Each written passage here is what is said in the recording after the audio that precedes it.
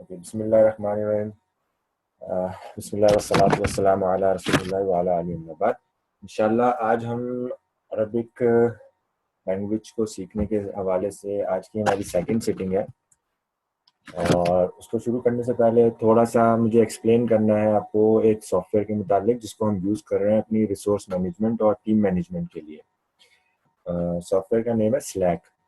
ये एक team management software है, जिसको बेसिकली हमने यूज़ करने का पर्पज़ ये है कि हम ऑलरेडी व्हाट्सएप पे बहुत सारी चीज़ें शेयर कर रहे हैं, लेकिन मैंने एक दो शॉर्टकमिंग्स नोट की हैं। एक तो ये है कि जैसे कि मैं खुद करता हूँ, मैं अक्सर अपने मोबाइल की चैट हिस्ट्री क्लियर कर देता हूँ मोबाइल की स्पेस की वजह से। तो उसकी वजह से जो प्रीवियस चीज़ें हमने वहाँ पोस्ट की होती हैं, कोई लिंक पोस्ट किया होता है या कोई फाइल शेयर की हुई होती है, तो वो मेरे पास से डिलीट हो जाती है। तो इस तरह और भी मुझे लगता है कि बहुत से लोगों के साथ ऐसा होता होगा किसी टाइम के ऊपर। तो वो चीज़ वाइप आउट हो जाती है, तो फिर मौजूद नहीं होती, तो फिर हम रिक्वेस्ट करते हैं कि यार दोबारा सेंड करो, और फिर उसको सर्च करते हैं और फिर सेंड करते हैं। दूसरी चीज़ ये कि जो नए पार्टिसिपेंट्स ग्रुप को ज्वाइन करते हैं उनके पास भी पिछली चैट हिस्ट्री कुछ नहीं होती कि उसमें क्या क्या चीज़ें शेयर हुई थी, क्या फाइल्स शेयर हुई थी। तो उसका एक हल हमने ये निकाला था कि हम एक सॉफ्टवेयर यूज़ करते हैं, ये स्लैक। आप इसको ज्वाइन करें, और इसमें बेसिकली हमने एक चैनल बनाया हुआ है जिसका नाम है लर्निंग अरबिक।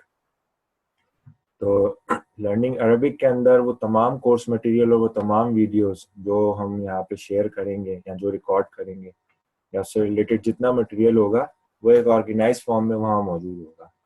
तो किसी भी टाइम पे किसी को वहाँ पे जाके रेफर करना हो, या कोई नया पार्टिसिपेंट जब कभी भी ज्वाइन करेगा, तो हम जस्ट उसको गाइड करेंगे कि जी आप इस चैनल पे जाएं और इसको ज्वाइन करें। आपको तमाम रिसोर्सेज वहाँ पे कॉम्पैक्ट फॉर्म में एक जगह पे मिल जाएंगी। और उसमें बेसिकली हमारी चैट की नॉइस नहीं होगी ना, क्योंकि हम जब चैटिंग करते हैं तो हम थोड़ा सा ड्रैग कर जाते हैं चीज़ों पे, तो वो नॉइस वहाँ पे वो ख़त्म हो जाएगी इसकी। तो मैं जस्ट आपको एक दफ़ा इन्वायरमेंट दिखा देता हूँ सॉफ्टवेयर का।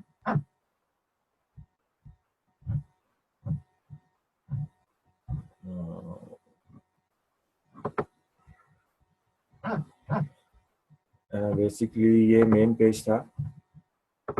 तो ये हमारा चैनल है लर्निंग अरबी।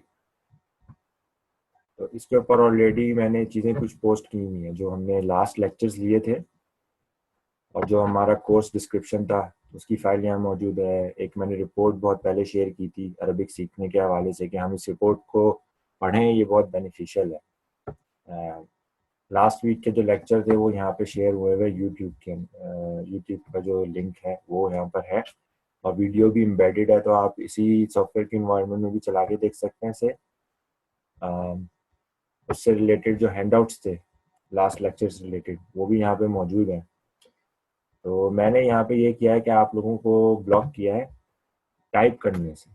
इस चैनल पे स्पेसिफिकली सिर्फ मैंने रिस्ट्रिक्ट किया है कि कोई भी टाइप नहीं कर सकता। कोई भी यहाँ पे टाइप करेगा वो मैसेज यहाँ पे डिलीट हो जाएगा, क्योंकि हम इसके लिए चैटिंग का जो सॉफ्टवेयर है वो हम वही अपना व्हाट्सएप पे क्वेश्चन आंसर करेंगे, और यहाँ पे हम कोई किसी भी किस्म की पोस्ट और नहीं करेंगे, ताकि ये चैनल हमारे पास क्लियर रहे और एक सेंट्रल रिसोर्स के तौर पे हम इस चैनल को यूज़ करेंगे यहाँ पे।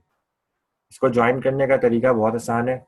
आपको एक ईमेल पे इनविटेशन आई होगी अब्दुल कादिर भाई की तरफ से। हमारी टीम का नाम है स्टूडेंट्स ऑफ नॉलेज। आपने उसको ज्वाइन करना है। ज्वाइन करने का तरीका यह है कि आपसे सबसे पहले वो पूछता है आप कौन सी कम्युनिटी को ज्वाइन कर रहे हैं। तो आपकी कम्युनिटी नेम है स्टूडेंट्स ऑफ नॉलेज, और उसमें आपको अपनी ईमेल आईडी और पासवर्ड डालना है, और वहीं पे आप अपना यूजर नेम जो भी आपको नाम अपना अच्छा लगता है वो नाम वहाँ पे टाइप करें। वो नाम यहाँ पे डिस्प्ले हुआ करेगा आपके लिए। तो बहुत इजी है। कल हमने इमरान भाई से रिक्वेस्ट की थी, इमरान भाई ने हमें ज्वाइन किया था। तो बाकी तमाम लोगों से भी यही रिक्वेस्ट है कि प्लीज़ आप लोग भी आए, ज्वाइन करें उसे। ये सिर्फ और सिर्फ रिसोर्स मैनेजमेंट के लिए हम इसको यूज़ कर रहे हैं। इसके अलावा इसमें और भी बहुत से चैनल्स हैं जो आप बना सकते हैं डिस्कशन के हवाले से। तो हमने जो कॉमन चैनल्स हैं वो हमारा जनरल, लर्निंग अरबिक और रैंडम है। इसके अलावा हमारी एक ऑलरेडी एक और टीम काम कर रही है बेस फॉरेक्स के ऊपर। हम 4-5 लोगों का ग्रुप है, लेकिन हमने उस चैनल को प्राइवेट किया हुआ है क्योंकि उसमें से वही लोग बातचीत कर रहे हैं जो ऑलरेडी इस काम में इंटरेस्टेड हैं या उस ग्रुप का पार्ट है। अगर किसी और को इसमें कोई इंटरेस्ट हो या सीखने के हवाले से या इन चीज़ों की लर्निंग के हवाले से, तो वो हमसे रब्ता कर सकता है, मुझसे और अब्दुल कादिर भाई से। तो हम इंशाल्लाह उसको उस टीम में भी ऐड कर लेंगे। तो इंशाल्लाह अब हम अपनी क्लास का बाकायदा आगाज़ करते हैं। हमने लास्ट जो सेशन था उसमें हमने सर्फ के हवाले से थोड़ी बहुत मालूमात हासिल की थी। अगर आपको याद हो, हमने एक मैप ड्रॉ किया था लैंग्वेज के लिए, कि जिसमें हमने कुछ चीज़ें डिस्कस की थी। और हमने कहा था कि अरबिक लैंग्वेज में दो चीज़ें हैं जिनको हम डिस्कस करते हैं। एक तो है सर्फ, जिसको इंग्लिश में हम बोलते हैं मॉर्फोलॉजी, और दूसरी चीज़ कहलाती है नहव, जो ग्रामर है। इसकी बहुत बेसिक और वर्किंग डेफिनेशन ये है कि सर्फ क्या है। सर्फ हम कहते हैं अल्फाज बनाने के तरीके को, कि हम अरबिक के हरूफ लेते हैं और उनको मिलाते हैं। उनको मिलाने से जो एक लफ्ज़ पैदा होता है, जो एक वर्ड बनता है, उसको हम कहते हैं ये इसकी सर्फ है। जैसे कि यहाँ डेफिनेशन में भी लिखा हुआ है कि उस पर किसी भी किस्म की वॉवल लगे हुए होंगे, जो साइन लगे हुए होते हैं ना, ज़बर ज़ेर पेश। इसके लिए मैंने अरबिक टर्मिनोलॉजीज बताई थी कि हम दम्मा फतह कसरा यूज़ करेंगे, क्योंकि हम अरबी पढ़ रहे हैं तो हमें अरबिक टर्मिनोलॉजीज को ही फोकस करना है। लेकिन मैं साथ साथ ये फारसी वाली जो हमारी ज़बर ज़ेर पेश है, मैं इसको भी पॉइंट आउट करता रहूँगा। तो अल्फाज के ऊपर जो ये साइनिंग या वोबलाइजेशन हुई भी होती है, जिसको हम दम्मा फतह कसरा कहते हैं, या इसके अंदर कोई एक्स्ट्रा एडिशन हुई भी होती है। जैसे हमने इस्तनसरू की एग्जांपल पढ़ी थी, इस्तगफरू की एग्जांपल पढ़ी थी, कि उसमें ये सीन और ता इसका क्या रोल था, ये वाव और अलिफ जो है ये क्या रोल प्ले कर रहे थे। ये जो साइंस थे, इनको चेंज करने से एक्टिव वॉइस पैसिव वॉइस की फॉर्मेशन हमें मिल रही थी, हमें जेंडर प्लूरलिटी मिल रही थी। ये तमाम चीज़ें अल्फाज बनाने का तरीका थी, इसको हम कहते हैं सर्फ। इन्हीं अल्फाज को जोड़ के अगर हम कोई जुमला या कोई मुरक्कब बनाते हैं तो उसको कहते हैं नहव। ये अरबिक ग्रामर है। बेसिकली ओवरऑल स्ट्रक्चर में ग्रामर के दो पोर्शन होते हैं, एक सर्फ कहलाता है और एक नहव कहलाता है। हमने सर्फ का इंट्रोडक्शन लास्ट टाइम पढ़ा था, आज हम नहव का इंट्रोडक्शन देखेंगे और साथ साथ उसके अंदर थोड़ी सी कुछ और चीज़ें भी हम मालूमात हासिल करेंगे। अच्छा, जब भी हम जुमला बनाते हैं तो हमें दो चीज़ें हमारे जहन में आती हैं। या तो उस जुमले से एक मुकम्मल मफहूम हमारे जहन में, कंप्लीट मफहूम आ जाता है, या फिर एक गैर मुकम्मल मफहूम कि जिसमें थोड़ा सा इबहम रह जाता है और थोड़ी सी और क्लैरिटी हमें चाहिए होती है। तो मुरक्कबात, वो चीज़ें मुरक्कबात कहलाती है। तो मुरक्कब दो तरह के होते हैं, एक हम कहते हैं मुरक्कब ताम और एक को हम कहते हैं मुरक्कब नाकिस।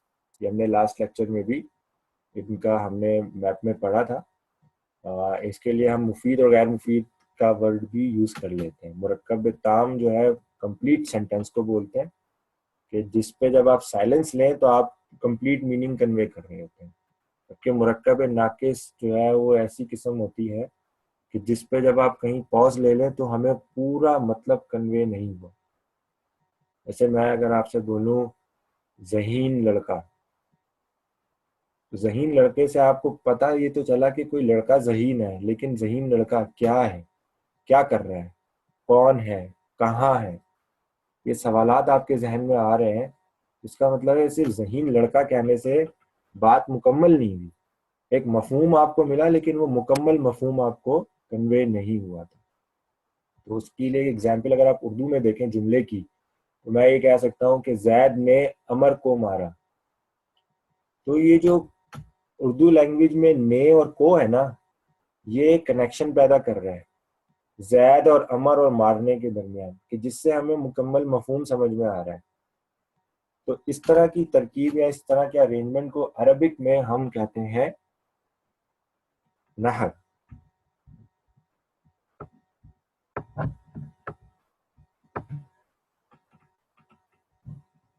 इंग्लिश के अंदर हम इसी स्ट्रक्चर को जब अरेंज करने की कोशिश करते हैं तो हम उसमें सब्जेक्ट, वर्ब और ऑब्जेक्ट की टर्मिनोलॉजीज यूज करते हैं, कि जब भी हमें एक जुमला बनाना होता है हमेशा सब्जेक्ट होता है, फिर वर्ब आता है और फिर ऑब्जेक्ट आता है। जैसे जैद हिट अमर, जैद ने अमर को मारा, जैद हिट अमर। तो ये कनेक्टर्स बीच में चाहिए होते हैं कुछ लैंग्वेजेस के अंदर, और कुछ लैंग्वेजेस में कनेक्टर के बगैर भी ज्वाइनिंग हो जाती है, लेकिन उसके अंदर हमें ऑर्डर का ख्याल रखना पड़ता है। जैसे उर्दू में मैं ने और को हटा दूं, जैद अमर वहीं पे रहने दूं, तो हमें मफहूम डिफरेंट मिल जाएगा। ठीक है, तो मैंने जैद और अमर की पोजीशन फिक्स रखी है, लेकिन जो ये कनेक्टर्स थे ने और को, इनको सिर्फ मूव किया। तो अब जैद ने अमर को मारा, ने और को चेंज कर दें तो जैद को अमर ने मारा। तो हमारे जो इसम थे वो अपनी जगह पे रहे, सिर्फ ने और को हटाने से जुमले की तरतीब बदल गई और जुमले का मफहूम चेंज हो गया। लेकिन इंग्लिश में जैद हिट अमर, तो हमेशा जो पहला होगा ना वो हमेशा ही सब्जेक्ट होगा। अगर अमर ने मारा है तो मुझे अमर को पहले लाना पड़ेगा इंग्लिश में, मैं बोलूंगा अमर हिट जैद। तो डिफरेंट लैंग्वेजेस में डिफरेंट तरीके से मीनिंग कन्वे किए जाते हैं। अरबिक लैंग्वेज इस लिहाज से बहुत ही फ्लेक्सिबल है।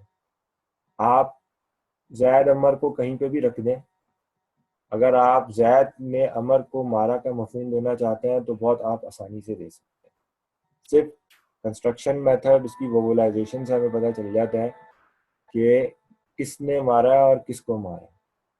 तो यही इंशाल्लाह हमारा आज का मौजू है कि हम इस चीज़ को समझेंगे कि सेंटेंस जब बनते हैं तो उसमें किन किन चीज़ों का ख्याल रखा जाता है, और इंशाल्लाह फिर इन डेप्थ में हम एक एक चीज़ को डिटेल में देखेंगे। जैसे एक टर्मिनोलॉजी मेरे टीचर यूज़ करते थे, वो कहते थे कि जो हमारा अनियन होता है ना, प्याज, इसकी जब आप टॉप लेयर हटाते हैं ना तो अंदर से एक और लेयर निकलती है, वो उसको अनियन लेयर थ्योरी कहते हैं।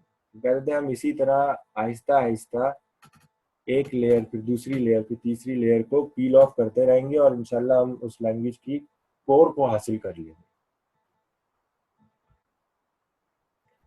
मैप ऑफ द लैंग्वेज, इस मैप को हमने लास्ट क्लास में डिस्कस किया था।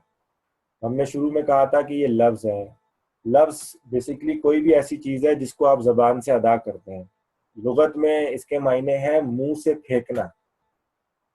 जो भी चीज आप अदा करते हैं अपनी जबान से वो लफ्ज कहलाती है। तो वो लफ्ज दो तरह के हो सकते हैं, या तो उनकी कोई मीनिंग होगी या वो मीनिंगलेस होंगे। जिनकी मीनिंग होती है उनको मौदू कहते हैं, जो मीनिंगलेस होते हैं उनको मुहमल कहते हैं। तो मुहमल की एग्जाम्पल मैंने दी थी कि बड़ी डिफरेंट सी साउंड होती हैं।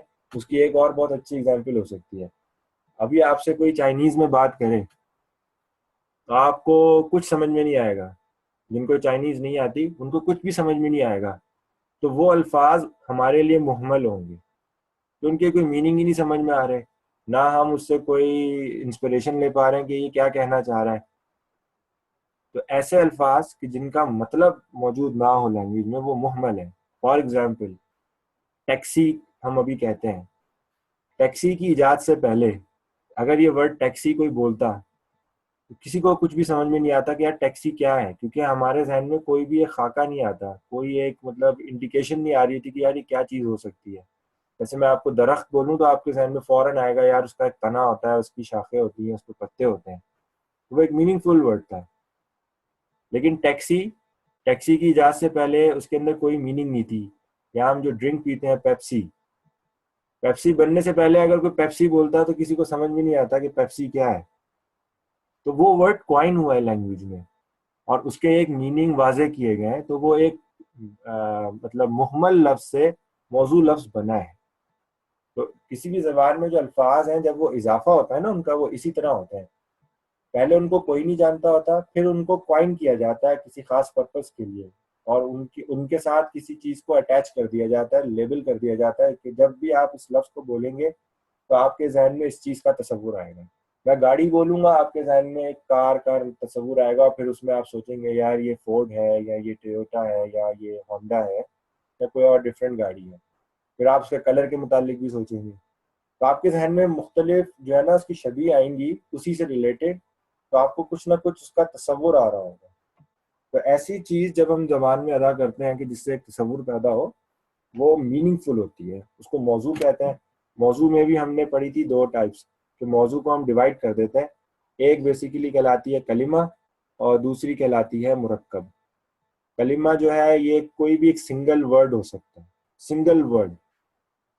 जैसे दरख्त, आदमी, अरबी में हम बोलेंगे तो हम बोलेंगे शजरा, रजुल, ठीक है, किताब, कलम, इंसान या मुसलमान।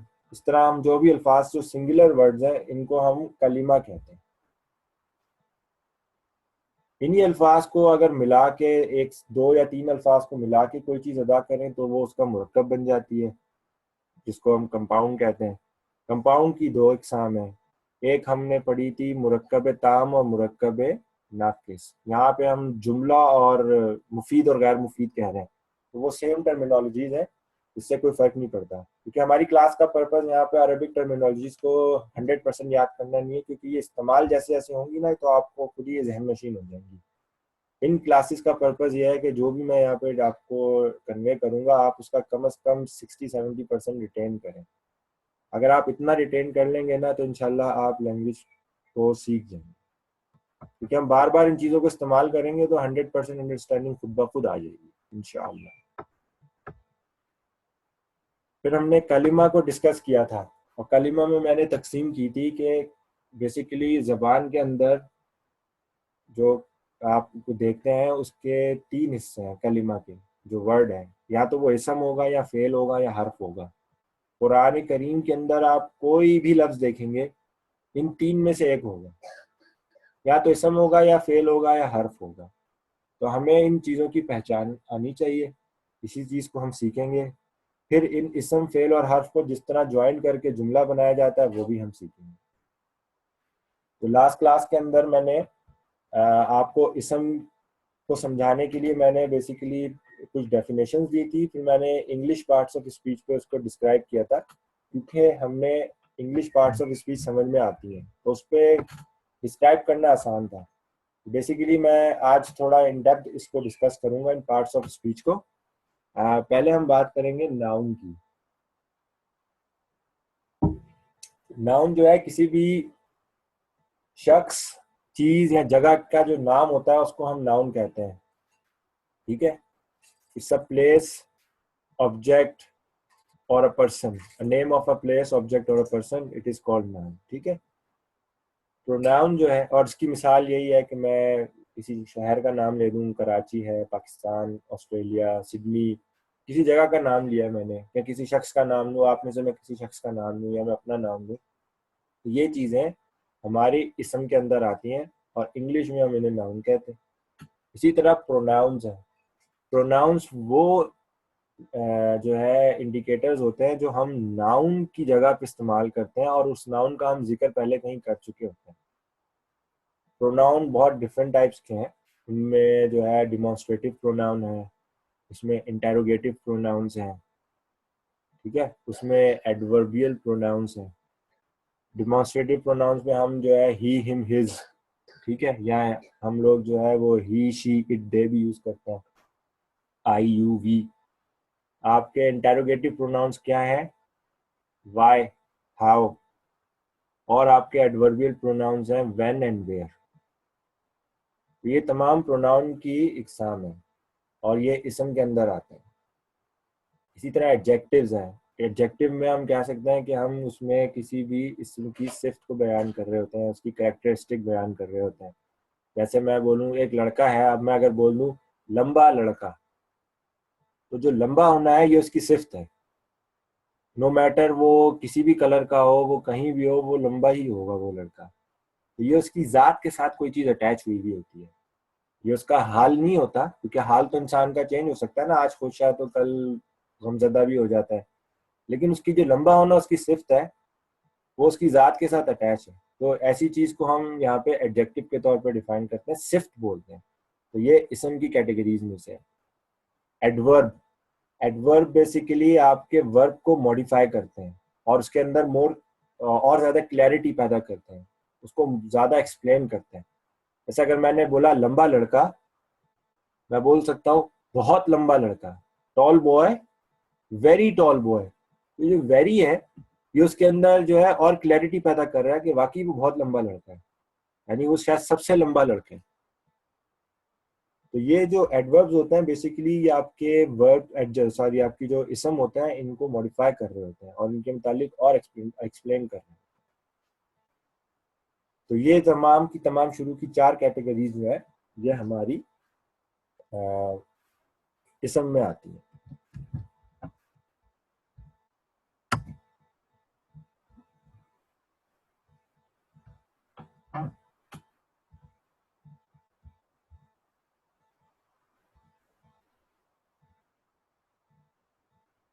ये 4 हमारी इसम में आती है।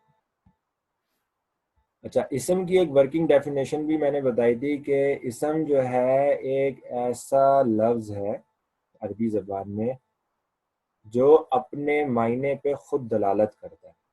मतलब ये था इसका कि जब भी हम उसका जिक्र करेंगे तो हमारे जहन में उसका एक तस्वुर उभरेगा और हम उसको किसी चीज़ के साथ अटैच करेंगे। इसमें ज़माना नहीं पाया जाता, जबकि फेल के अंदर ज़माना मौजूद होता है। तो यहाँ पे जब हम वर्ब बोलते हैं ना पार्ट्स ऑफ स्पीच में, लैंग्वेज में, तो हम वर्ब तो कोई भी काम करना है, जैसे खाना, पहनना, सोना, दौड़ना, ये एक काम है। लेकिन इस काम के साथ आपने कोई वक्त का तयन नहीं किया कि ये किस वक्त हुआ या ये किस वक्त होगा। तो अरबी ज़बान में फेल एक ऐसा लफ्ज़ होता है कि जिसमें जब हम उस चीज़ का जिक्र करें तो हमारे जहन में उसका एक तस्वुर तो आए, लेकिन उसके साथ एक वक्त भी तयन है।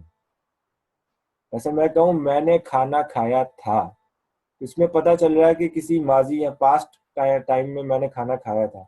या मैं कहूँगा मैं खाना खाऊंगा या मैं आज पढ़ूंगा, तो मैं इसमें जो है फ्यूचर के हवाले से अपने इरादे का इजहार कर रहा हूँ कि मैं फ्यूचर में ये काम करूंगा। तो जिस लफ्ज़ के अंदर ज़माना भी मौजूद हो या उसके काम करने का वक्त मौजूद हो, तो ऐसे लफ्ज़ को हम फेल कहते हैं। तो इसम और फेल में ये एक बेसिक फ़र्क है। दोनों के अंदर एक मफहूम तो मौजूद होता है, लेकिन इसम में उसका ज़माना मौजूद नहीं होता और फेल में उसका ज़माना मौजूद होता है। इसीलिए जब मैं बोलूँगा कि खाना, दौड़ना, इसको हम वैसे अपनी ज़बान में या इंग्लिश में हम इसको वर्ब कहते हैं, लेकिन अरबी में हम इसको वर्ब नहीं कहेंगे, बल्कि हम कहेंगे ये लैंग्वेज का रूट मीनिंग है, जिसको हम कहते हैं मस्दर।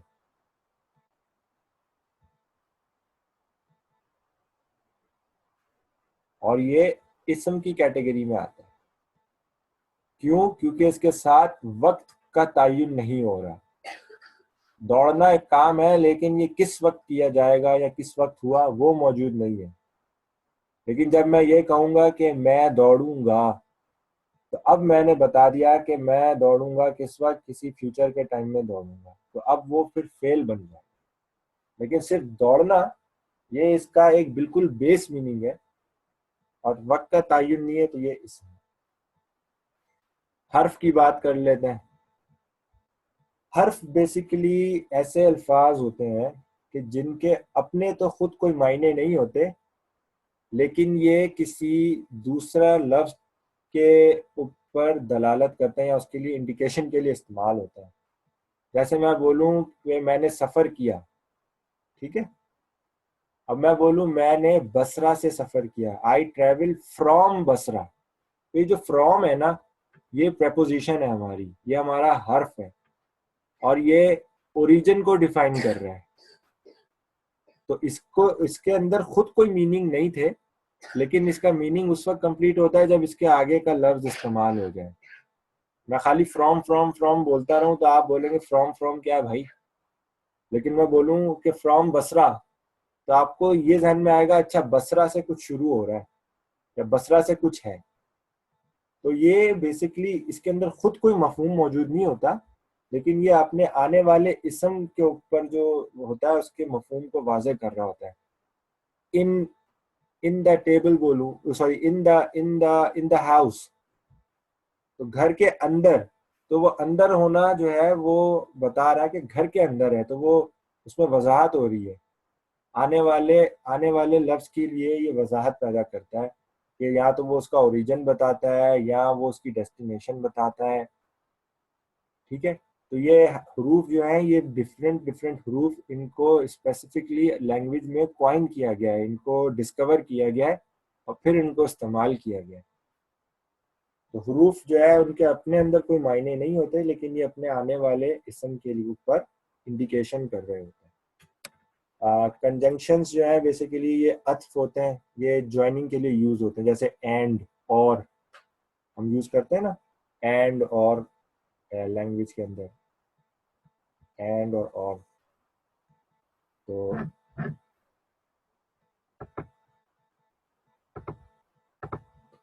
सॉरी ये बहुत मोटा हो गया, एंड और। इसी तरह हम जब आर्टिकल्स की बात करते हैं तो आर्टिकल्स हमारे जो है लैंग्वेज के अंदर 3 हैं और ये भी हरूफ में ही शुमार किए जाते हैं।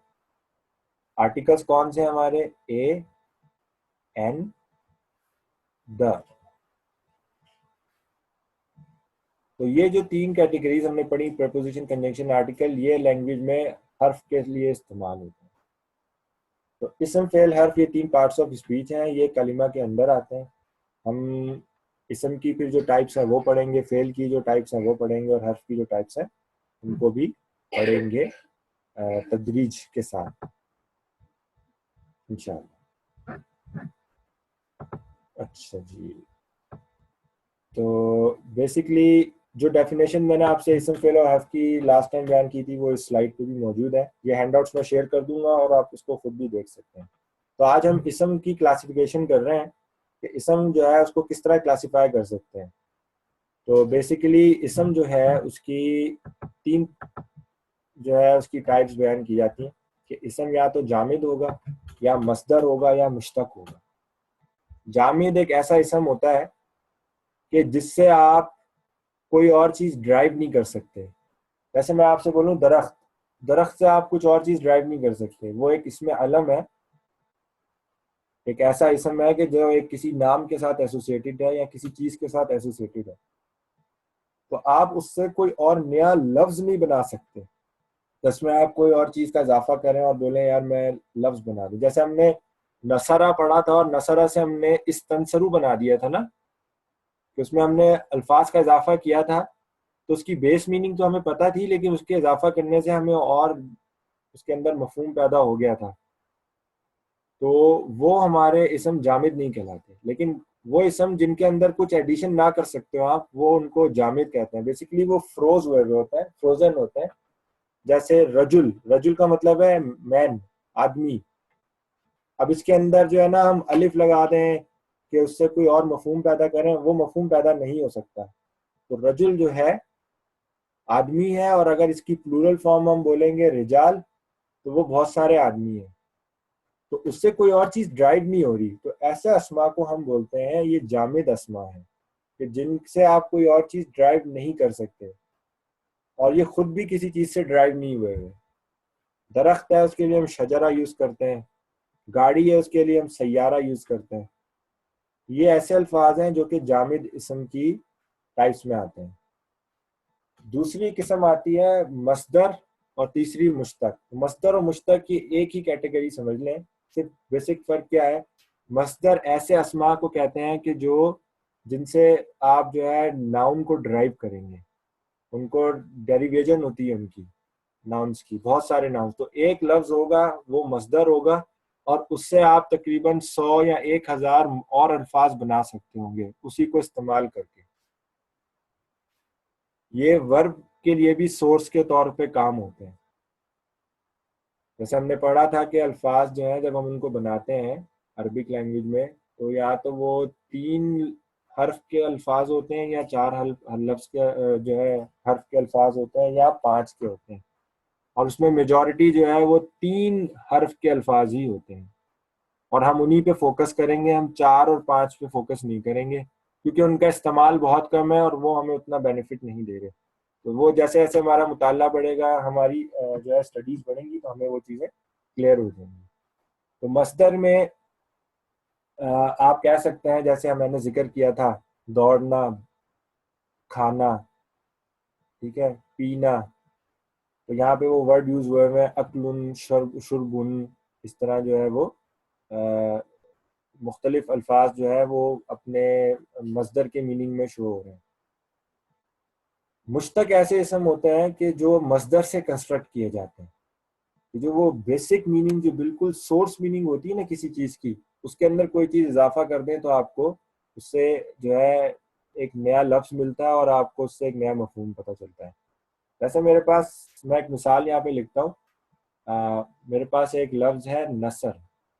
नस्र।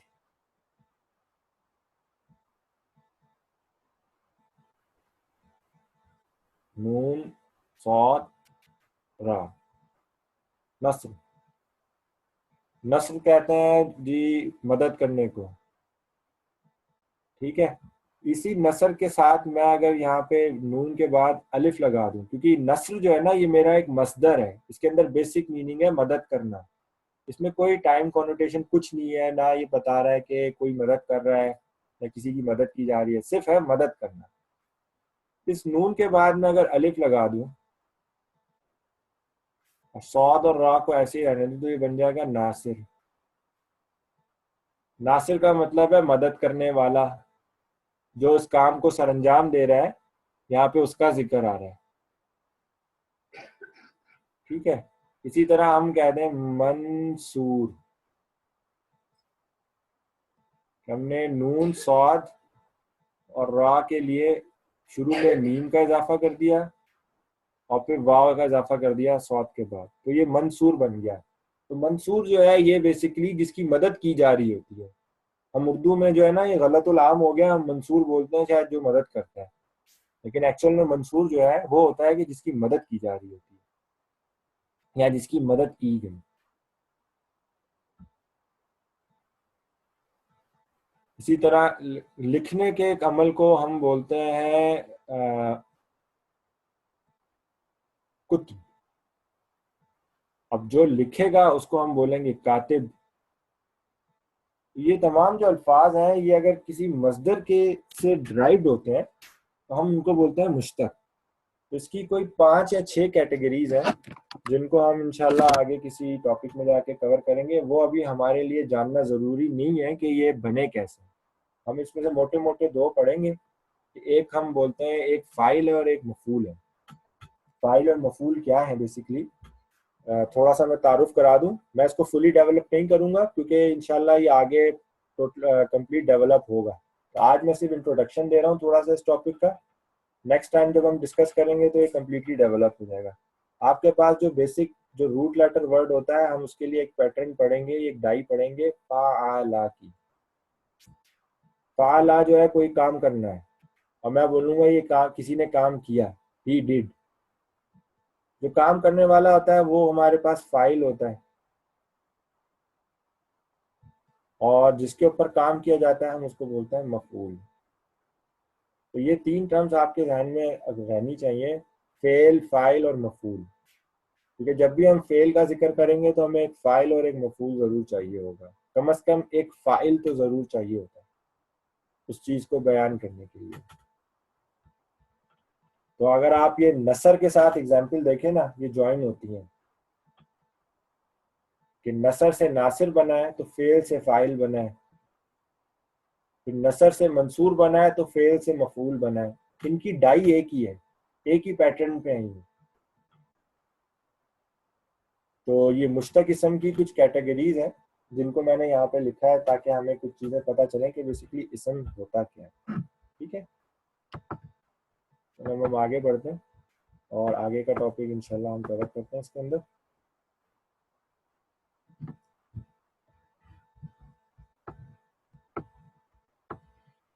हमने क्लासिफिकेशन देखी कि हम इसम को 3 इस तरीके से क्लासिफाई कर सकते थे, जामिद, मस्दर और इसम के मुश्तक के अंदर। इसी तरह फेल जो है, क्योंकि हमने फेल की डेफिनेशन दी थी कि उसमें ज़माना मौजूद होता है, तो बेसिकली हमारे पास जो है ना ज़माना की बेस के ऊपर फेल 3 तरीके से डिफाइन हो सकता है। एक फेल है जिसको हम बोलते हैं फेल माजी, कि जिसमें हम किसी काम का माजी में होना जिक्र करते हैं कि वो पास्ट टेंस में होता है। जैसे कतबा, कतबा का मतलब लिखा, उसने लिखा, उसने लिखा था। इसी तरह जो मुजारे वर्ब होते हैं इनके अंदर दोनों मायने मिलते हैं, हमें हमें प्रेजेंट टेंस का भी मफहूम मिलता है और फ्यूचर टेंस का भी मिलता है। अब ये कैसे तायुन होगा कि इसमें प्रेजेंट का मफहूम है या फ्यूचर का है, तो वो इंशाल्लाह जब हम मुजारे के फेल को पढ़ेंगे तो हम उसमें उन चीज़ों को डिस्कस करेंगे कि हमें अगर इसके अंदर किसी मफहूम को ख़ास करना होता है, क्या कि हमें प्रेजेंट टेंस का मफहूम ख़ास करना होता है, तो उससे पहले क्या चीज़ें ऐड की जाती हैं।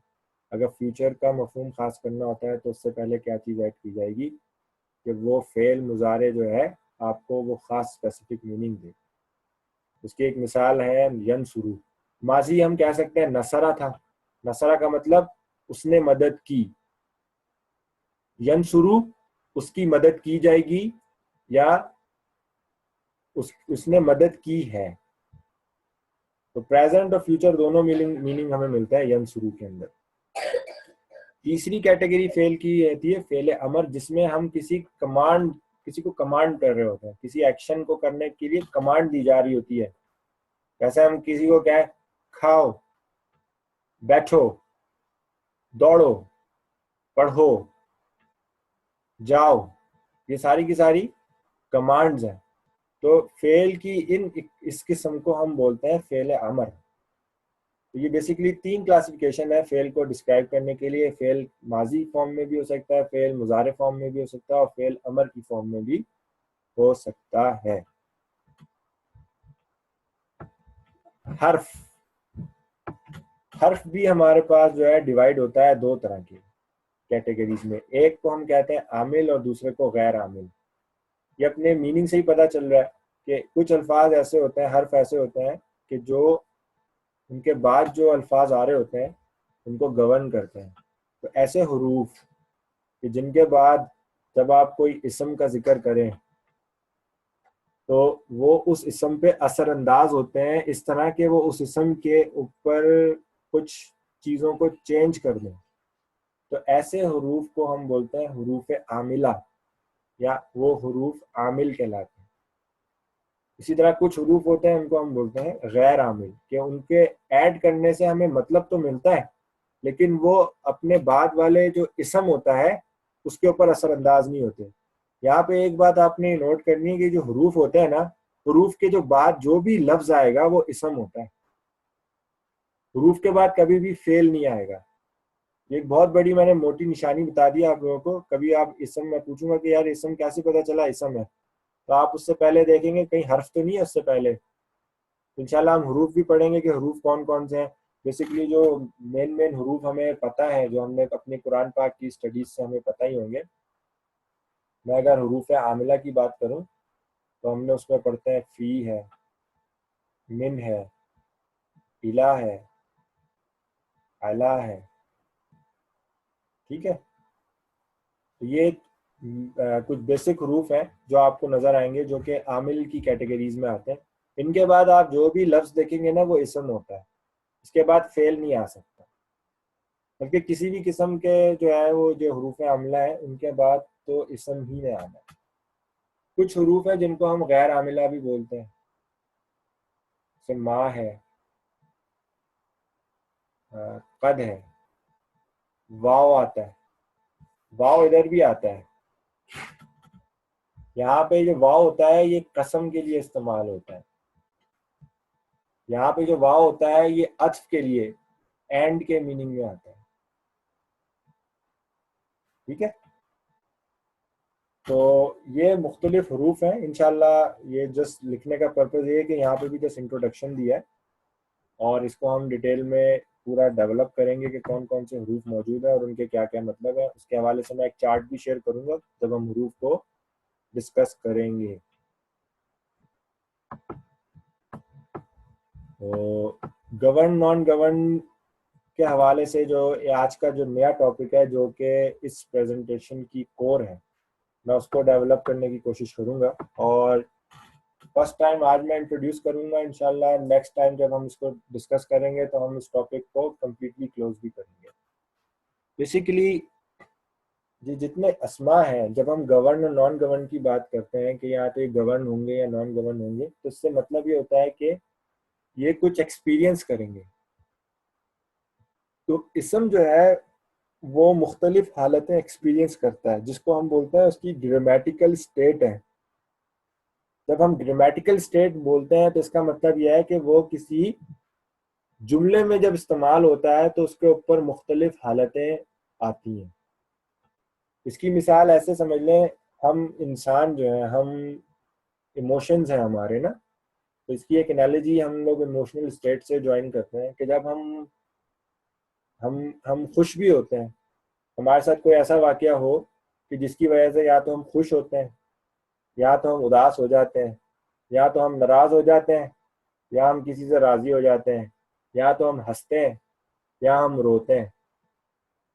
तो इंसान जो है ये मुख्तलिफ कैफियत से गुजरता है, और उन मुख्तलिफ कैफियत को जाहिर करने के लिए वो मुख्तलिफ तरीके इस्तेमाल होते हैं। जब खुश होता है तो उसके चेहरे के ऊपर जो है आपको मुस्कुराहट नजर आएगी, जब उदास होगा तो चेहरे पे आपको उदासी नजर आएगी। तो वो जो स्टेट्स होती हैं वो एक्सपीरियंस कर रहा होता है वो, और वो शो हो रही होती है। इसम जो है वो भी कुछ ग्रामेटिकल स्टेट से गुजरता है, और वो तीन है। इसम जिन स्टेट से गुजरता है वो तीन है। ये इसकी स्टेट जो है बेसिकली उस इसम का रोल डिफाइन करती है कि जब वो किसी भी जुमले में इस्तेमाल हो रहा है तो वो किस हैसियत से इस्तेमाल हो रहा है। तो वो जो तीन स्टेट्स हैं हम उनको कहते हैं रफा, नस्ब और जर। रफा, नस्ब और जर। इसको आसानी से समझने के लिए आप ये एनालॉजी रख सकते हैं कि ये ही, हिम और हिज जो है ये बेसिकली डिफाइन कर रहा है कि उस इसम का रोल क्या है। ठीक है, कोई सवाल है?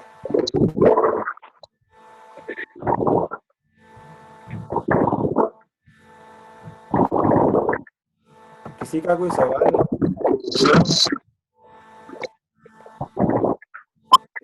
अपना बंद कर दो, ये माइक बंद कर दो। जज़ाकल्लाह खैर। तो हम बात कर रहे थे इसम के हवाले से कि इसम जो है वो मुख्तलिफ स्टेट से गुजरता है। जैसे हम इंसान अपनी मुख्तलिफ कैफियत से गुजरते हैं, तो इसम भी इस तरह अपनी मुख्तलिफ कैफियत से गुजरता है, जो कि तीन है: रफ़ा, नसब और जर। अब जब भी हम रफ़ा की बात करेंगे ना, तो हमारे जहन में, मैं जस्ट आपको थोड़ा समझाने के लिए कह रहा हूँ कि ये इसम की वो स्टेट होती है कि जिसमें इसम जो है एज अ सब्जेक्ट अपना रोल प्ले करता है।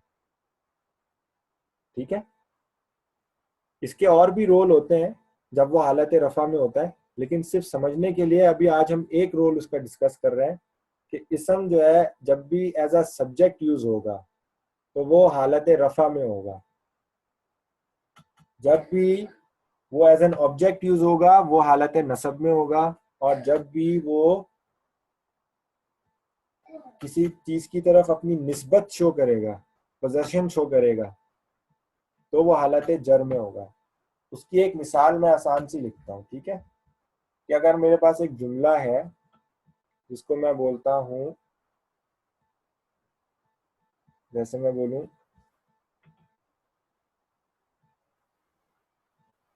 दौराबा।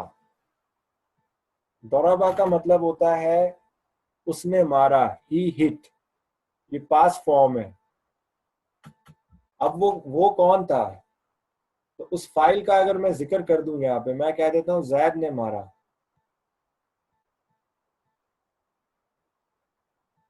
जैद ने किसको मारा? हामिद को मारा। तो मैंने कहा दौराबा जैदुन हामिदन। इसमें जो ये जैद था ये हमारा क्या है? इसम है। हामिद जो है ये भी एक इसम है, क्योंकि ये किसी का नाम है ना, जिसको हमने नाउन डिफाइन किया था। तो जैद और हामिद ये नाम है। जैद एक कैफियत से गुजर रहा है जो कि यहाँ पे इस हालत में शो हो रही है। हामिद एक कैफियत से गुजर रहा है जो कि इस हालत में शो हो रही है। क्योंकि ये दोनों इसम है तो इसम किसी कैफियत से गुजरते हैं, और वो कितनी है? टोटल तीन है। अगर ये कैफियत हम यहाँ पे शो ना करें ना, तो हमें पता नहीं चलेगा कि जो काम करने वाला है कौन है और किसके ऊपर काम किया जा रहा है। जैसे यहाँ पे जो काम करना है दराबा, इसका मतलब है मारना। तो हमें ये नहीं पता चलेगा कि कौन किसको मार रहा है। ठीक है, तो जैद यहाँ पे बहैसियत फाइल के यूज हुआ है, काम करने वाला सब्जेक्ट के तौर पे यूज हुआ है। जब भी हम देखेंगे कि सब्जेक्ट जो है उसको हमेशा दम्मा से रिफ्लेक्ट किया जाता है, मेजॉरिटी ऑफ द टाइम, हमेशा मैं गलत बोल रहा हूँ, आप कह सकते हैं 85% टाइम जो है जो रफा होता है वो दम्मा से शो होता है, जो कि हम पेश से शो करते हैं ना। नसब जो है मेजॉरिटी ऑफ द टाइम, रफली 85% टाइम हम जो है फतह से शो करते हैं, जो कि इस तरह होता है। और जर जो है वो कसरा से शो करते हैं, जो कि जेर होती है। तो हम जब भी रफा नसब जर बोलेंगे तो हम बोलेंगे ये दम्मा फतह कसरा से रिफ्लेक्ट होते हैं। 85% अस्मा इसी तरह रिफ्लेक्ट होते हैं। 15% अस्मा ऐसे होते हैं कि जो इस तरह रिफ्लेक्ट नहीं होते। इंशाल्लाह हम जब इसम का टॉपिक पढ़ेंगे नेक्स्ट वीक, तो उसके अंदर मैं ये चीज़ें डेवलप करूंगा कि कौन से अस्मा जो है उनके ऊपर जो है ये 3 हालतें नज़र आती हैं, और कौन से अस्मा जो है उन पे ये 3 हालतें इस तरह नज़र नहीं आती। इंशाल्लाह वो हम उस इसम के टॉपिक में डिस्कस करेंगे। यहाँ पे पॉइंट ये था बेसिकली दराबा जाइदुन हामिदन में, कि जब इसम अपना रोल प्ले करेगा एज अ सब्जेक्ट तो वो हालत रफ़ा में होता है, और रफ़ा हमेशा इससे शो किया जाता है, पेश से। तो वो कभी एक पेश आएगा, कभी 2 पेश आएंगे, वो एक अलग टॉपिक है, वो भी हम डिस्कस करेंगे जब हम इसम को पढ़ेंगे। नसब जो है वो हालत उस पे फतह के साथ शो किया जाता है, और वो किसी जुमले में ऑब्जेक्ट के तौर पे यूज हो रहा होता है। तो हम इसको बोल सकते हैं कि जो फाइल होता है, फाइल, ये फाइल है ना, काम करने वाला है ना ये, तो इसको हम बोलेंगे कि ये हालत रफ़ा में होता है, और उसकी हालत रफ़ा पेश या दम्मा से जाहिर की जाती है। यहाँ पे जो हामिद है ये मफूल है, कि हामिद की पिटाई हो रही है, तो वो हालत नसब में है। मफूल हमेशा हालत नसब में होगा, तो हम फाइल को बोलेंगे ये हालत रफ़ा में है, मफूल हमेशा हालत नसब में होगा। फाइल हमेशा हालत रफ़ा में होता है, मफूल हमेशा हालत नसब में होता है। हालत रफ़ा जो है वो दम्मा से शो की जाती है, हालत नसब जो है वो फतह से शो की जाती है। अगर मैं इस जुमले की तरतीब चेंज करके मैं लिख दूं इस तरह, ज़ैदुन दरबा हामिदन। अब मेरा सवाल है, इस पे कोई एक भाई मुझे जवाब दें, इसमें जैद और हामिद इनका रोल चेंज हो गया है या वही रोल है इनका?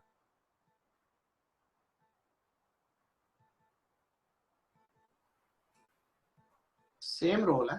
सेम रोल है, वही रोल लग रहा है तो। वही रोल है। क्यों है वही रोल? क्योंकि उनकी जो हालत जाहिर हो रही है इसम की, ये हालत है, ये कौन सी हालत को रिप्रेजेंट करती है? दम्मा को। तो जब इसम हालत रफा जो अपना शो कर रहा है, तो हमें ये पता चल रहा है इस जुमले में जो है ना ये फाइल का रोल ही प्ले कर रहा है, और उसकी डेरिवेशन इंशाल्लाह हम करेंगे। तो जैद की जो है यहाँ पे हालत रफा में है, और हामिद जो है ये हालत फतह में है। तो जुमले के मतलब में कोई फर्क नहीं पड़ेगा, अभी भी हम यही कहेंगे कि जैद उसने हामिद को मारा, तो मारने का काम अभी भी जैद कर रहा है, और हामिद बेचारा जो है वो अभी भी पिट रहा है। अगर मैं इस तरह लिख दूं, दरबा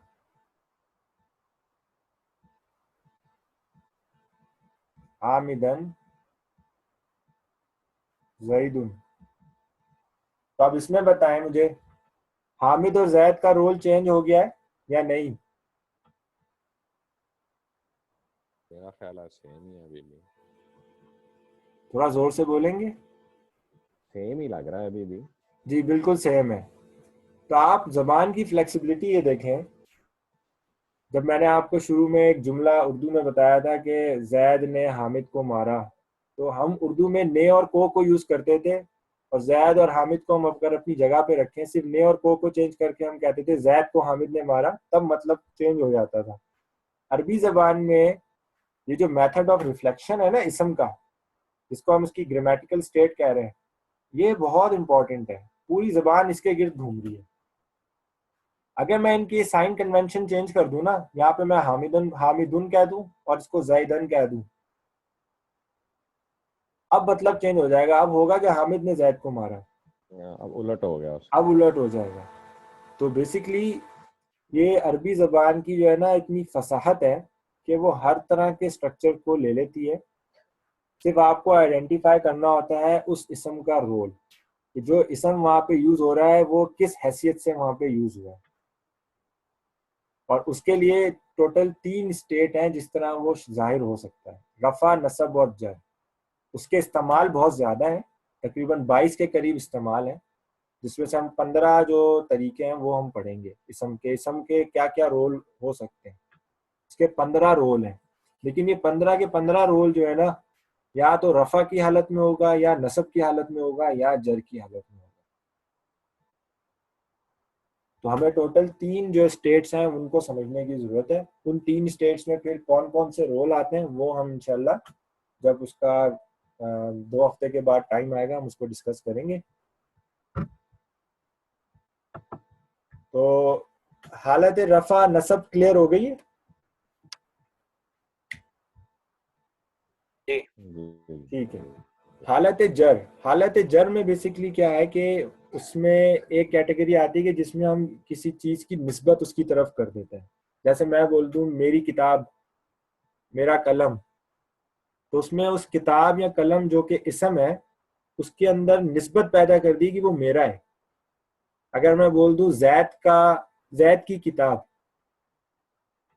तो उसमें जैद की तरफ निस्बत हो गई ना उस किताब की, कि वो जैद की किताब है।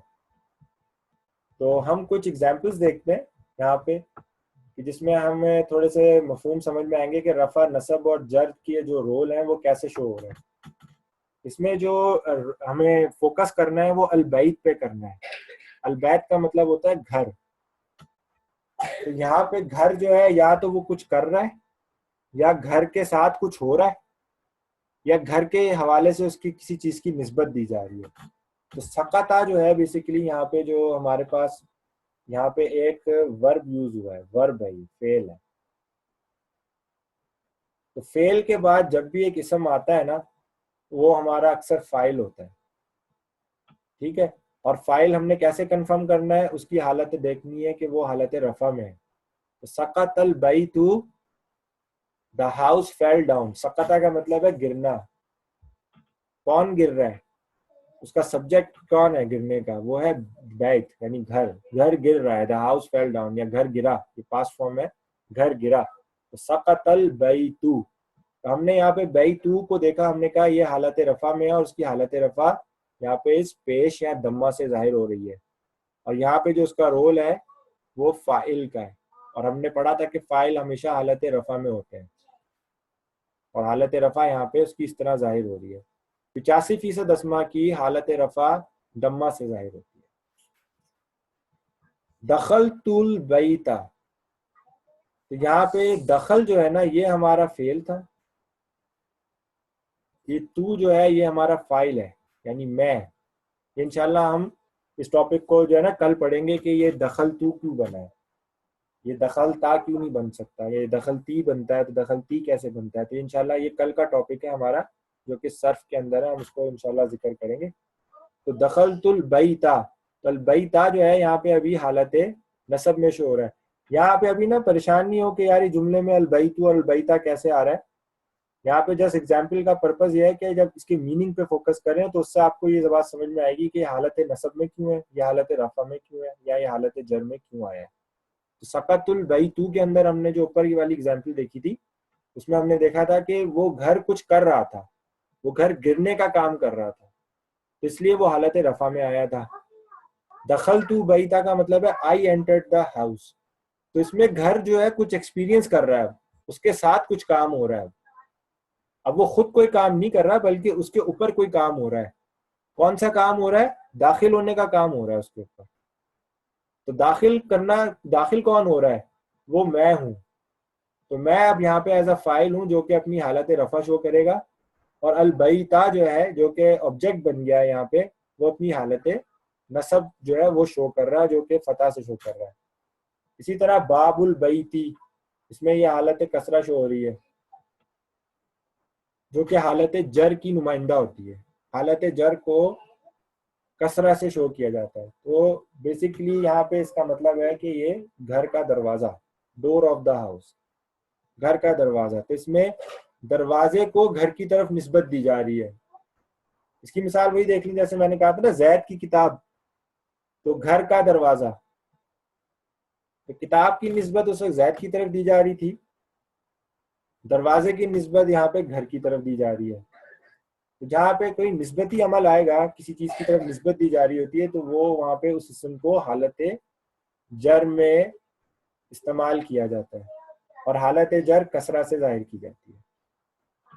इंशाल्लाह ये टॉपिक जो है मैं चाह रहा हूँ कि ये आपको कम से कम 60-70% तो रिटेन हो जाए। 100% नहीं भी होता है तो इंशाल्लाह हम इसको और डेवलप करेंगे नेक्स्ट क्लासेस के अंदर भी, और फिर जब हम इसका इस्तेमाल देखेंगे तो ये हमें और क्लियर हो जाएगा। बस याद रखने की बात यह है कि इसम जो है वो अब 3 हालतें जो है ना वो एक्सपीरियंस करता है। वो 3 हालतें क्या है? रफा, नसब और जर। ठीक है, यहाँ पे गवर्न और नॉन गवर्निंग की एक और एग्जांपल दी गई है कि एक वर्ड होता है नसारा। ये एक हमने पढ़ा था कि उसने मदद की, उससे पहले एक हर्फ लगा दिया माँ। तो माँ ने क्या किया इसके साथ? इस पे कोई फर्क डाला है? नहीं। अगर माँ हटा देंगे तो ये नसारा नसारा ही रहेगा, इसके ऊपर इसने कोई कैफियत जो है जाहिर नहीं की। तो माँ एक ऐसा हर्फ है जो कि गैर आमिल है, नॉन गवर्निंग है। नीचे वाली मिसाल देखें, फिल बैती, इसमें फी एक ऐसा वर्ड है जो कि अमल कर रहा है, क्योंकि हमें पता है बैत जो है वो अल बैतू भी हो सकता है, अल बैता भी हो सकता है, और अल बैती भी हो सकता है। तो यहाँ पे अल बैती क्यों आया है? क्योंकि उससे पहले एक हर्फ लगा है जो उसके ऊपर असरअंदाज हो रहा है। तो हम फी को कहते हैं कि ये हर्फ ये आमिल है, और यहाँ पे जो माँ है ये गैर आमिल है, गवर्निंग नॉन गवर्निंग। फी ने क्या फर्क डाला है? फी ने आके इसको कसरा में दाखिल कर दिया, इसकी हालत जर में ले आया। अलबैत जो है जो कि एक इसम है, वो हालत जर में, और जर की कैफियत यहाँ पे शो हो रही है। तो फी बेसिकली एक ऐसा हर्फ है जो कि असरअंदाज होता है, और इनको हम हुरूफ आमिला में या आमिल हुरूफ में शुमार करते हैं। इंशाल्लाह आज हमने जो है ये बेसिक क्लासिफिकेशन जो थी अपने लैंग्वेज का जो मैप हम पढ़ रहे थे उसको हमने डिस्कस किया था, और आज का ये टॉपिक हम यहाँ पे फिनिश करते हैं इंशाल्लाह। इस हवाले से कोई अगर अभी सवाल अभी आ रहा है या बाद में आए, आप पूछ सकते हैं। ठीक है, तो हमने बेसिकली आज हर्फ को डेवलप किया है कि आमिल और गैर आमिल से मुराद क्या है। बाकी हमने फेल की कैटेगरीज पढ़ी हैं कि 3 कैटेगरीज होती हैं, माजी, मुजारे, अमर। अब वो माजी कैसे बनता है, मुजारे कैसे बनता है, अमर कैसे बनता है, वो हमारा टॉपिक है सर्फ का। अगर मैं आपसे पूछूं आज हमने सर्फ पढ़ा है कि नहव पढ़ा है, तो आप क्या कहेंगे? मुश्किल सवाल है।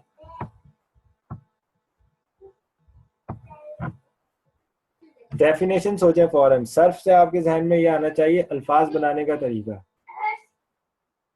और नहव में जो है वो जुमले बनाने का तरीका है। तो आज हम बेसिकली थ्योरी पढ़ी है हमने नहव के हवाले से। हमने नहाफ की पढ़ी जी, तो इंशाल्लाह अब हमने इंट्रोडक्शन जो है सर्फ का भी ले लिया है पिछले लेक्चर्स में। आज हमने इंट्रोडक्शन ले लिया है नहव का। इंशाल्लाह कल की क्लास में हम फेल जो है उसको पढ़ेंगे, और उसमें माजी का जो फेल है उसको बनाने का तरीका जो है कि वो किस तरह डेवलप होता है, और वो तरीका हम जब पढ़ेंगे तो हम उस क्लास के अंदर बिल्कुल 100% उसकी अंडरस्टैंडिंग हमारे पास होगी, और हम फेल की पहचान कर सकते होंगे। हम कब देखेंगे फेल को हमें पता चलेगा ये फेल माजी है। जब भी फेल माजी दिखेगा आपको, आप उसको पहचान लेंगे कि हाँ ये फेल माजी है। तो उसकी कंस्ट्रक्शन का जो मेथड है इंशाल्लाह हम उसे कल की क्लास में डिस्कस करेंगे। अगर कोई सवाल नहीं है तो फिर मैं वीडियो को स्टॉप करता हूँ, रिकॉर्डिंग को।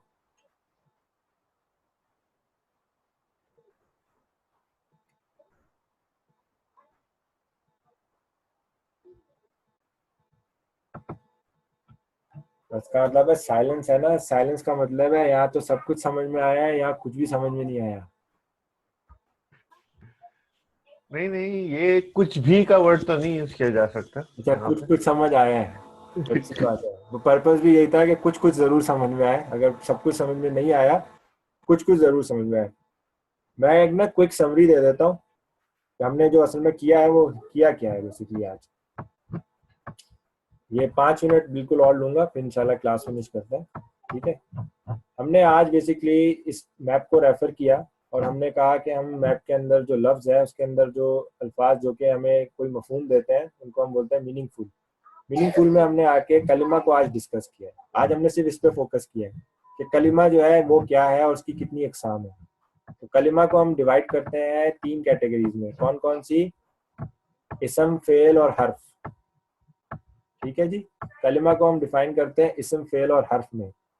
इसम को हमने बाय डेफिनेशन समझा और हमने पार्ट्स ऑफ स्पीच पे भी समझा। फेल को हमने बाय डेफिनेशन समझा और पार्ट्स ऑफ स्पीच पे भी देखा। हर्फ को भी हमने बाय डेफिनेशन डिस्कस किया और फिर पार्ट्स ऑफ स्पीच पे भी उसकी प्रैक्टिकल एग्जांपल्स हमने देखी। अब इस इसम को हमने आगे डिस्कस किया और इसकी हमने टाइप डिफाइन की कि हमने कहा इसम 3 तरह के होते हैं, या तो जामिद होते हैं, या मस्दर होते हैं, या मुश्तक होते हैं। जामिद इसम ऐसे इसम होते हैं कि जो फ्रोजन होते हैं और वो फिक्स होते हैं। उनसे ना तो आप कोई नया वर्ड ड्राइव कर सकते हैं और ना ही वो किसी और वर्ड से ड्राइव हुए हुए होते हैं। तो ऐसे इसमा को हम बोलते हैं कि वो जामिद है। जब हम सेकंड टाइप की बात की थी मस्दर की, तो मस्दर ऐसे अस्मा होते हैं कि जो हमें सोर्स मीनिंग बता रहे होते हैं किसी वर्ड की, और उससे हम कई तरह के और इसम ड्राइव कर सकते हैं। तो ऐसे अस्मा जो कि हमें सोर्स मीनिंग डिफाइन कर रहे हैं उन्हें हम बोलते हैं ये इसका मस्दर है, जिसको लॉन्चिंग पैड भी बोल सकते हैं। और हर्फ ऐसे अस्मा होते हैं, सॉरी हर्फ ऐसे जो है वो सॉरी मुश्तक की बात कर रहा था। मुश्तक जो है वो ऐसे अस्मा होते हैं कि जो मस्दर से ड्राइव होते हैं, जिसमें हमने नासिर, कातिब या इस तरह की फाइल और मफूल के पैटर्न हमने उसमें थोड़े बहुत डिस्कस किए थे। डेफिनेशन वाइज हमने चीज़ें देख ली थी, इसम को क्लासिफाई कर लिया था। फिर हमने फेल को क्लासिफाई किया और फेल को कहा हमने कि फेल जो है वो 3 तरह के होते हैं, माजी, मुजारे और अमर। माजी जो है वो पास्ट टेंस होता है, मुजारे या तो प्रेजेंट और फ्यूचर दोनों के मीनिंग उससे हमें मिल रहे होते हैं, और अमर में हमें कमांड मिल रही होती है। इसी तरह जब हमने हर्फ को क्लासिफाई किया तो हमने कहा कि या तो ये आमिल होते हैं, गैर आमिल होते हैं। फिर हमने आमिल और गैर आमिल को डिस्कस किया और उसमें हमने ये डिफाइन किया कि ये आमिल होते किस पे हैं। ये आमिल इसम पे होते हैं, क्योंकि हर्फ के बाद इसम का इस्तेमाल होता है, तो ये इसम के ऊपर असरअंदाज हो रहे होते हैं। तो हमने फिर असरअंदाज होना या उसकी ग्रामेटिकल स्टेट चेंज होने को डिस्कस किया कि ग्रामेटिकल स्टेट से क्या मुराद है। तो हमें पता चली कि इसम की 3 ग्रामेटिकल स्टेट्स हैं जो कि रफा, नसब और जर कहलाती हैं। रफा, नसब, जर, ये इसी ऑर्डर में याद रखेंगे ना तो आपको बहुत आसानी से याद हो जाएंगी। और फिर मैंने रफा, नसब और जर को भी एक्सप्लेन किया कि रफा जो है वो आपका सब्जेक्ट है, नसब जो है वो ऑब्जेक्ट के रोल के तौर पे आता है, और जर जो है वो पोजेशन के रोल में आता है। फिर मैंने एक डिस्क्लेमर भी दिया कि यही रोल फिक्स नहीं है रफा के लिए, रफा के और भी बहुत से रोल आपको दिखेंगे इसम के अंदर। नसब भी इस तरह दिखेगा और जर भी इसी तरह दिखेगा। तो सिर्फ समझने के लिए हमने कहा है कि रफा जो है वो फाइल होता है, नसब जो है वो मफूल होता है, और जर जो है वो हमारी निस्बत दे रही होती है। और फिर हमने कुछ एग्जांपल्स देखी हैं, और एग्जाम्पल के बाद हमने गवर्न और नॉन गवर्न को अप्लाई करके देखा हर्फ के साथ, क्योंकि हमारा ये डिस्कशन जो है आमिल का शुरू हुआ था हर्फ के अंदर। तो यहाँ पे माँ एक हर्फ था और फी एक हर्फ था। माँ को हमने अप्लाई करके देखा और हमने कहा ये आगे आने वाला जो लफ्ज़ है उसके ऊपर असरअंदाज नहीं हो रहा, लेकिन फी एक ऐसा हर्फ है जो कि आने वाले लफ्ज़ के ऊपर असरअंदाज हो रहा है और उसे उसने हालत जर में ले लिया है। ठीक है जी। तो इंशाल्लाह तमाम भाई से रिक्वेस्ट है, आपको स्लैक इनविटेशन आई होगी, अगर नहीं आई है तो भाई व्हाट्सएप पे मैसेज करके बता दें कि आपको इनविटेशन नहीं मिली है।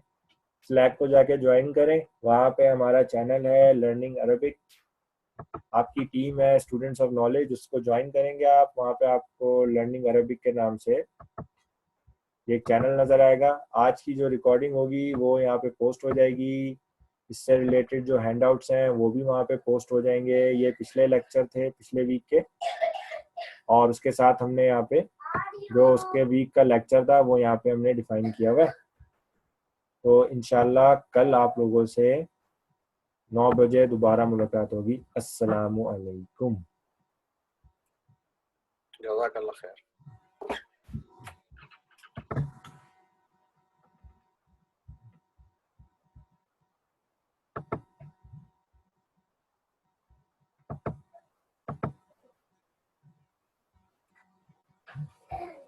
अस्सलाम वालेकुम इस्माइल भाई, क्या हाल है? वालेकुम सलाम, क्या हाल है भाई? अल्लाह का शुक्र है यार। हैं? हाँ, वगैरह है, थोड़ा सा देख ले और वो अपना ईमेल एड्रेस उस पे जो है ना व्हाट्सएप पे हाँ मैंने शायद दिया, डाला तो था। हाँ वो सही है। वो सबसे पहले जो है ना वो था स्लैक का इनविटेशन। कौन सा इनविटेशन? स्लैक स्लैक देख, मैं एक सेकंड मैं बताता हूँ तुझे क्या है। मैं अपनी स्क्रीन शेयर करता हूँ। ठीक है, आ रही है मेरी स्क्रीन, नजर आ रही है? हाँ आ रही है, आ रही है। अच्छा ये जो है व्हाट्सएप आ गया, गुड यार। क्या चीज? व्हाट्सएप कंप्यूटर पे भी आ गया? हाँ हाँ व्हाट्सएप पता नहीं, मैंने तो शायद वाइबर वाइबर देखा था। नहीं, ये सब चला। अच्छा जी,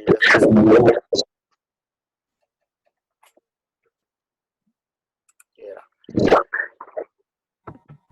ये जो वो तो देगा ना तो वो ऐड कर देंगे इसको। ठीक है, तो बेसिकली डिफरेंस इसका क्या है? तो थोड़ा सा जो है ना स्पीकर को कम करने के बाद अच्छा अच्छा मैं कम करता हूँ। हाँ मेरी आवाज बाउंस बैक हो रही है। हाँ कम कर दिया मैंने। हाँ अच्छा, ये जो है ना इसके अंदर ये है कि इसके अंदर ये जो है ना थोड़े से चैनल बना दिए हैं, मतलब हम लोगों ने चैनल बना दिए हैं इसको। तो इसके अंदर क्या है कि जो अरेबिक से रिलेटेड है ना, तो व्हाट्सएप में क्या हो रहा था कि वो जो भी चीज हम लोग भेज रहे थे ना, तो वो कुछ मटेरियल आता था, फिर वो डिलीट हो जाता है, वो फिर इतना भारी आता है का बार बार जो है ना वो उसको कोई नया बंदा आ रहा है तो दोबारा से उसको पोस्ट करना पड़ रहा है, मीनिंग के वही रिकॉर्डिंग वगैरह का लिंक और एवरीथिंग ना। तो उसके उससे उससे बचने के लिए ना तो ये एक स्लैक करके है, मैंने मतलब अभी कल से ही यूज करना शुरू करा है। मुझे बहुत ज्यादा तो नहीं पता, लेकिन इसका ये चीज समझ में आ गई है कि इसके अंदर क्या कहते हैं, ये है कि हमारी जो है ना वो मेन जो चीज है ना वो सेफ रहेगी। मतलब हम लोग इसको डिस्कशन के लिए यूज तो नहीं कर रहे, लेकिन इसमें जो भी चीज पोस्ट करेंगे, जो भी चीज होगी ना वो आपके सर्चेबल होगी। जैसे यहाँ पे कुछ भी है, पहला पहला जो लेक्चर है ये सारा जो है ना, जैसे मैं कहीं किसी टाइम पर भी ये करूँ पार्ट 1 करके ना सर्च करूँ, तो ये मेरे पास उठ के फौरन आ जाएगा किसी भी मतलब 1 साल के बाद भी या जो भी करके ना। तो ये इस जगह पे एक तरह से सेफ रहेगा जो भी इसके अंदर है, और कोई मटेरियल अगर अपलोड हुआ होगा तो वो भी इसके अंदर सेफ रहेगा। तो वो जो कुछ भी चीज मतलब जैसे किसी नए बंदे ने ज्वाइन करा, अब जैसे 1-2 दिन के बाद ज्वाइन करा या बिल्कुल जो है वो 2-3 क्लासों 4 क्लासों के बाद आया, तो वो यहाँ से वो पूरी हिस्ट्री देख सकता है कि वो क्या क्या हुआ है, क्या क्या चीजें शेयर हुई हैं, वो सारी चीजें उसको मिल जाएंगी। ये नहीं कि उसको दोबारा से पूरा कोई बंदा बैठ के ब्रीफ करना पड़े उसको ना। ठीक है, तो ये का है पर्पस बेसिकली। तो ये अभी जो है ना वो अब्दुल कादिर भाई तुझे जो है ना उसको भेज देंगे अपना जीमेल के ऊपर, तो तू उसको क्लिक करेगा तो ये सब इंस्टॉल हो जाएगा। ये अपना मोबाइल में भी इंस्टॉल हो जाता है। ग्रेट। सही है ना? तो बाकी ये है कि जो है वो तू इसकी रिकॉर्डिंग वगैरह देख ले। सही। हाँ मैं देख लूंगा, लिंक तो है मेरे पास सारे, मैं सारे देख लूंगा। हाँ लिंक तो है। आज का भी जो है ना वो अभी ये असल में ये जूम वाला जो है, जूम का चैनल जो है वो ये बाय कर लिया है। मतलब ये कि अब्दुल कादिर भाई ने ना ये बाय कर लिया है। तो वो ये हमारा मतलब डेडिकेटेड अब जो है ना वो हम किसी टाइम भी मीटिंग पे बैठ सकते हैं इसी तरीके से ना, अपने स्क्रीन शेयर और वो अब हमारे पास ये है। तो किसी भी सूरत में ना मतलब हम लोग ऐसे तो वो एक और भी डिस्कशन, ये हम लोग का ये फॉरेक्स वाला भी चलता है ये हर जुम्मे की रात को ना, ये हम लोग फॉरेक्स का भी बैठते हैं। लेकिन ये किसी भी पर्पस के लिए हम लोग जो है ना ये चैनल अपना है, मतलब कि इसको हम यूज कर सकते हैं ठीक को है। रिवीजन के लिए। और इसी तरह स्क्रीन शेयर, और इसमें जो है ना 50 बंदों तक की गुंजाइश होती है के अंदर। तो 50 बंदे आपस में बैठ के मीटिंग कर सकते हैं, एवरीथिंग हो सकता है। ठीक है। तो वो हम लोग किसी भी टाइम पे अगर बैठने की जरूरत हो तो वो बैठ सकते हैं। जो भी शेयर करना है, देखना है बैठ के, या फिर डिस्कशन करनी है कि भाई यार ये इस तरीके से नहीं होता या ये कि जो भी है, तो वो हो सकता है यूज। तो वो जूम का चैनल हो गया, और फिर ये स्लैक को जो है ना वो डेटा वगैरह के लिए यूज करेंगे। तो ये बस 2-3 चीजें हैं, बाकी कोई इतना बहुत ज्यादा कोई जो है ना उसके अंदर वो नहीं है। ठीक है। ठीक है। सही है ना? सही सही। अच्छा इसके अंदर ये भी है कि हम लोगों को किसी उसके मतलब ऐसे कोई उसकी जरूरत नहीं है कि अलग से कुछ परमिशन लेनी पड़े या कुछ नहीं है। जो वही जो जूम का लिंक है ना, वो कोई भी टाइम हम लोग फिक्स करके दोनों बटन दबाएं तो दोनों उस मीटिंग में एंटर हो जाएंगे। या फिर ये कि तीनों या चारों हम लोग बैठना चाह रहे हैं, कभी कुछ भी करना चाह रहे हैं, तो वो किसी भी टाइम हम लोग करेंगे तो एंटर हो जाएंगे उसके अंदर। सही है। सही है। सही सही। और बाकी बता, सही चल रहा है सब? हाँ यार अल्लाह का शुक्र है, सही चल रहा है सब। सही सही सही सही सही सही सही है। चल बस ये कि तू अपना बस ख्याल कर। सही है। हाँ हाँ ओके ओके। सर जी आप लोगों की मीटिंग रिकॉर्ड कर रहे हैं कादिर भाई। ओहो वेरी गुड। कादिर भाई है कहाँ पे? ये कादिर भाई आप अपने नाम से एंटर हुए? ये ऑटोमेटिकली रिकॉर्ड हो रही है। जैसे मैं असल में एंड करने लगा था, आप लोगों ने स्क्रीन शेयर कर दी ना, मैं ऐसे ही एंड करता ना मीटिंग, आप लोग दोनों का डिस्कनेक्ट हो जाता। तो मैं अभी बस एंड करने लगा हूँ, तो आप दोनों किक आउट हो जाएंगे। अच्छा वो यार कल कल मेरा जो है ना वो कल कुछ प्रोग्राम है, तो कल मैं इंशाल्लाह फिर आ नहीं सकूंगा। कोई नहीं रिकॉर्डिंग आ जाएगी, देख लेना। हाँ मैं रिकॉर्डिंग पे चलो सही है। और सही है। चलो फिर सही है यार। अल्लाह हाफिज। अल्लाह हाफिज।